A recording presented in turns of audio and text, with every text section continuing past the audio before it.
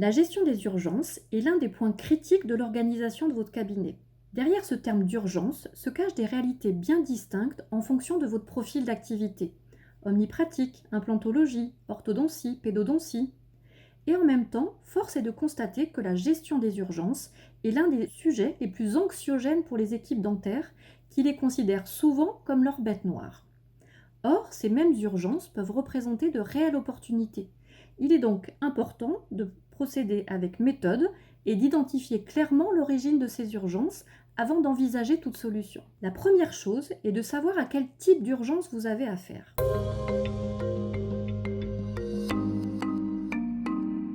À la Binas Global Dental School, nous avons établi une classification des urgences et une méthode pour les gérer. En effet, bien que vous devriez théoriquement recevoir la plupart des patients qui vous sollicitent pour une urgence, il est utile d'apporter des nuances afin de ne pas se retrouver noyé sous le flot d'urgences au détriment des patients qui ont un rendez-vous. D'autre part, il est important que les membres de l'équipe confrontés à la gestion de l'agenda soient aptes à évaluer le degré de l'urgence. En général, il existe 3 types d'urgences.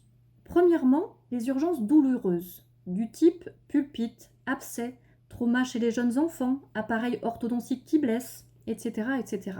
Deuxièmement, les urgences esthétiques, qui découlent d'exigences imposées par un contexte social et ou professionnel, comme les fractures ou expulsions dentaires sur des dents visibles, ou des défaillances prothétiques. Et troisièmement, les urgences psychologiques, comme les patients anxieux ou non informés des suites opératoires par exemple. Il s'agit évidemment de les décliner en fonction de votre activité et type d'exercice.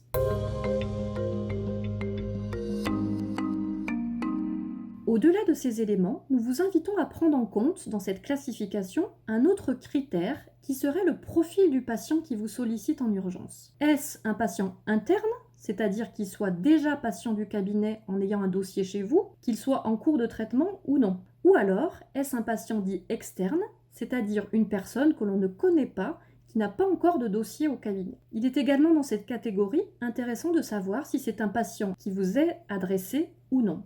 Une fois cette classification établie, en croisant ces différents critères, vous pourrez, à l'aide d'un arbre décisionnel, établir les scénarios qui vous correspondent et donner ainsi un cahier des charges précis à votre équipe. Notre première recommandation sera donc d'analyser le profil du patient qui vous sollicite en urgence, la nature des problèmes rencontrés et leur fréquence, ainsi que le temps moyen requis pour ces procédures supplémentaires d'urgence. Ensuite, gardez à l'esprit qu'un rendez-vous d'urgence doit, autant que faire se peut, être le plus court possible, dans un agenda déjà bien rempli. Il s'agit de traiter le symptôme et non de réaliser le traitement complet. Le principe général consiste à régler le problème sans perturber le planning de la journée. Évidemment, les vraies urgences, douleurs paroxystiques ou problèmes esthétiques majeurs, doivent être gérées en priorité. En général, dans ce cas de figure, le patient est prêt à accepter l'heure que vous lui proposerez. S'il refuse, c'est que l'urgence n'est pas si douloureuse. Enfin, signalons que le nombre d'urgences dans un cabinet diminue lorsque l'équipe se montre disponible et à l'écoute, et que le praticien a pris l'habitude d'établir un plan de traitement pour chaque patient. En effet, la réalisation complète des traitements nécessaires évite de laisser en suspens des problèmes carieux ou parodontaux dont l'évolution est inéluctable. Vous l'aurez donc compris, la clé principale est de faire venir le patient en urgence à un moment le plus propice pour le cabinet et non pas quand le patient le décide. Une bonne gestion des urgences allie la fluidité de votre planning au quotidien et le service patient que vous pouvez apporter en vous montrant disponible et empathique face à leur situation.